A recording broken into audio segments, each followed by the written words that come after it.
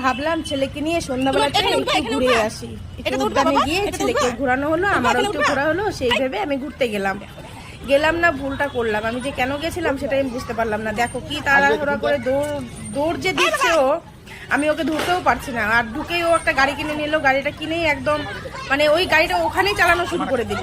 এই দেখো মানে যা তা অবস্থা। এখানে বলছি হাসির পেটে ওঠ, ও উঠবে না। ওখানে বলছি ওখানে ওঠ, ও উঠবে না। ও দৌড়াদৌড়ি শুরু করে দিয়েছে পুরো একদম, মানে আমার মাথাটা শেষ করে দিয়েছে। আমি মানে তখন ভাবছিলাম যে আমি কেন যে ওকে নিয়ে গেছিলাম, তো আমি ভাবতে পারিনি। তারপর লাস্টে এখন আমার একদম যা করলো আমার সঙ্গে, আমি মানে মাথাটা খারাপ হয়ে গেছে। ভিডিওটা দেখতে থাকো, লাস্টের দিকে দেখতে পারবে কি হয়েছে। তো ধরার পরে ও আবার দেখি ও নামতে চায়, আবার ওর নিচে গাড়িটা আছে সেটারও চিন্তা যে গাড়িটা আমি নিচে রেখেছি, গাড়িটা যদি কেউ নিয়ে চলে যায়। আমি তো বললাম যে না বাবা, কেউ নিবে না, তুমি নিচে বসো, আমি যাই হোক। তারপর আমরা ওখান থেকে আস্তে আস্তে 8টা বেজে গেছে, পার্ক বন্ধ হয়ে যায়। আস্তে আস্তে